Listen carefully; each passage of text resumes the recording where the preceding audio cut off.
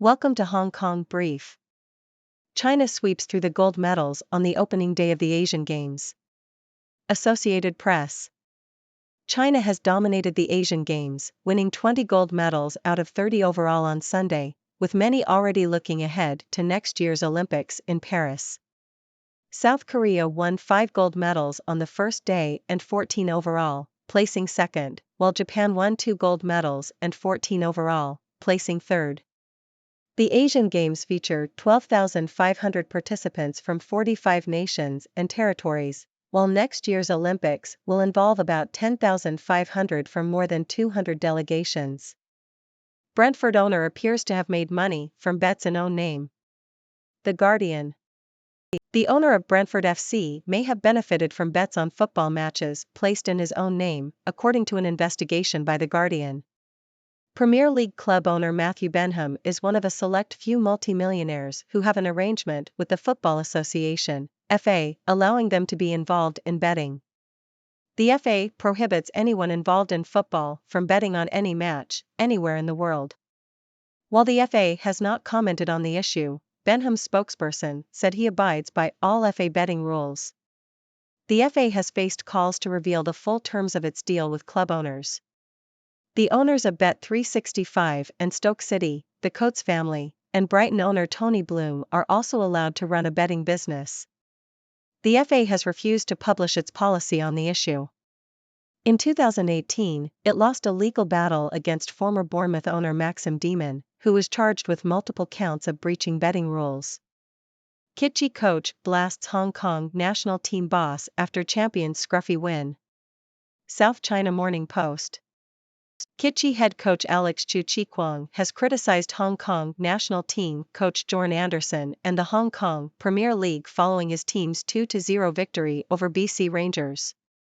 Chu questioned the 3 p.m. kickoff time due to the hot weather conditions and criticized Anderson for playing captain Helio Goncalves for the entire 10-0 defeat of Brunei. Kitchee's Charlie Scott scored a 30-yard strike after 7 minutes and Jacob Jantscher secured victory with a goal 17 minutes into the second half.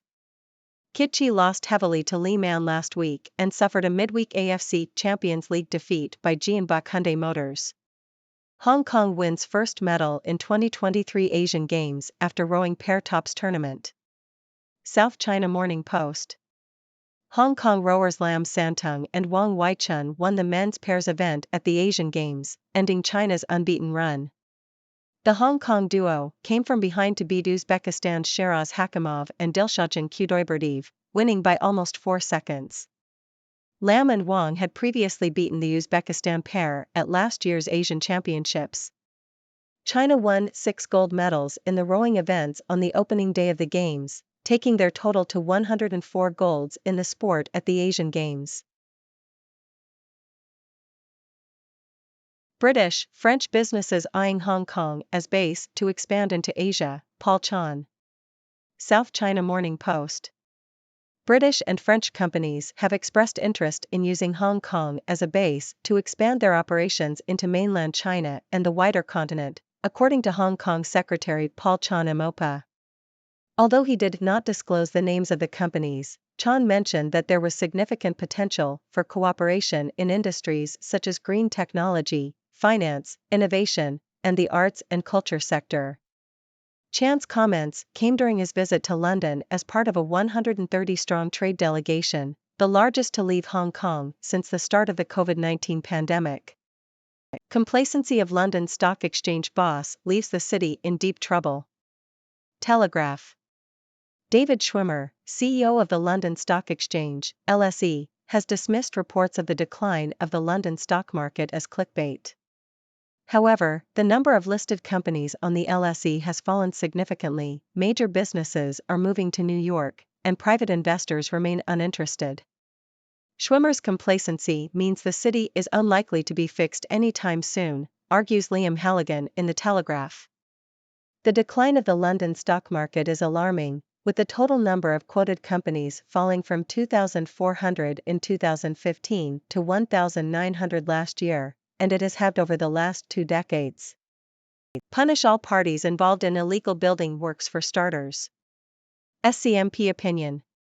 The recent typhoon in Hong Kong has highlighted drainage problems and unauthorized building works in the city.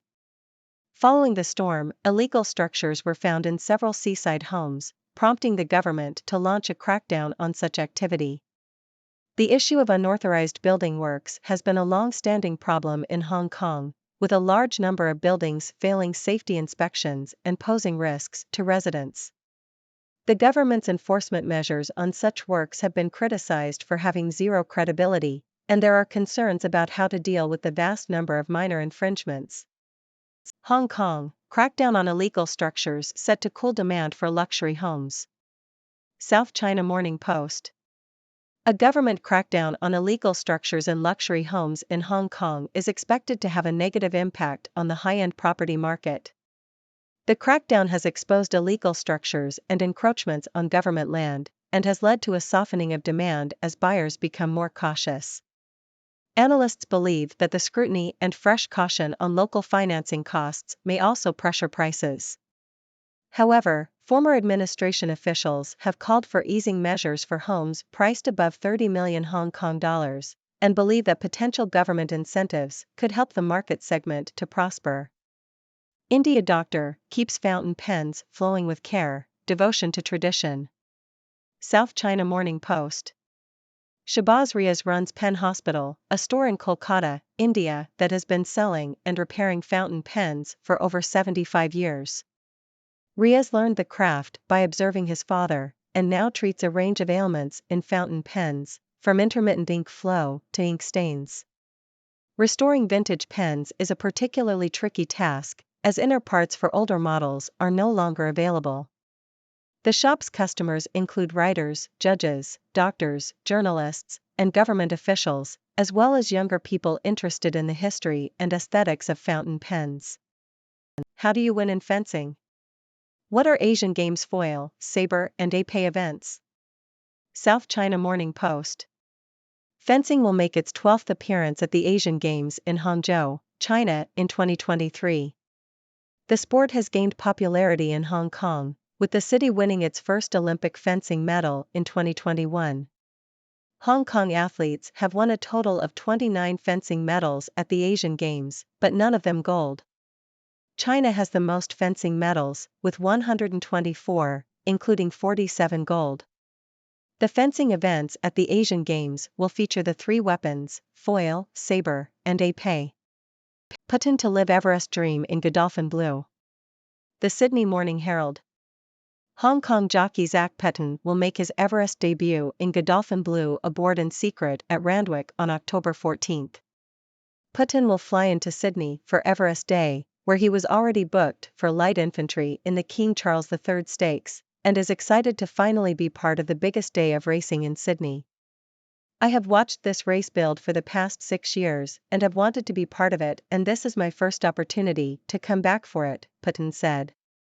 On television, the atmosphere comes through as electric, and I can remember during COVID watching it and saying this is amazing, I just want to be there. It has quickly become one of the races every jockey in the world wants to ride in. To get a ride for Godolphin in it, on one of the best sprinters in Australia for the 12 months, means I'm coming down on a real winning chance. I was Russell Brand's biographer. His dad has a lot to answer for. The Independent. The article discusses the relationship between comedian Russell Brand and his father, Ron. The author recounts an incident when Ron took Russell on a trip to the Far East when he turned 16, and paid a prostitute to take Russell's virginity while he had sex with 2 others on the same bed. The author suggests that this incident played a significant role in shaping Russell's controversial persona. How China's broke ghosts are keeping up appearances during straitened times. Washington Post. China's economic slowdown is causing some young people to find creative ways of having fun on a budget. The country's economy has struggled to rebound from 3 years of pandemic lockdowns, and unemployment for 16 to 24-year-olds has reached record highs. Young people are feeling more pressure to keep up appearances than ever before, with social media amplifying the undercurrent of anxiety about the future. As a result, many are ghosting or trying to hang on to a sense of aspiration by swapping tips for having fun on a budget. For instance, students are sleeping in restaurants to save money and enjoy a night out in the city. One student said he spent a fraction of the price on ice cream at a bargain store than at a fancy cafe. Meanwhile, restaurants are attracting budget-conscious diners by offering blind boxes, where shoppers sign up to receive a mystery food delivery. Metals, space dust and the nuclear threat, Sunday Asia briefing. Bloomberg. China's September business surveys may provide some positive respite from recent weak data and property market troubles, with the manufacturing PMI expected to rise back into growth for the first time since March. However, any slowdown in services and weak exports could dampen the mood. The ongoing concern about the effect of the U.S. Federal Reserve's higher-for-longer rate strategy is also growing louder, with some debt titans expressing their worry. In other news, as the Asian Games take place in Hangzhou, China's Tencent has had a hand in making or publishing 4 of the 7 multiplayer titles that will be contested. Thank you for tuning in. The content above showcases the latest briefing reports and analytical synopses, thoughtfully curated by the 6Do team. These insights stem from a wide array of reputable media outlets, think tanks, government sources, and specialized experts worldwide. We encourage you to explore these sources for a comprehensive perspective. Keep in mind that while the content may not always align with the official standpoint of 6Do Brief, it's not meant to be taken as absolute directives for decision-making. Comprising seasoned media professionals, learned scholars, and accomplished scientists, the 6Do team embodies a trailblazing, fully independent media entity. To customize 6Do Brief to meet your professional needs, you have the option to subscribe to a diverse array of briefings on our website, 6dobrief.com. Regardless of your location, you can conveniently receive 6Do Brief via email.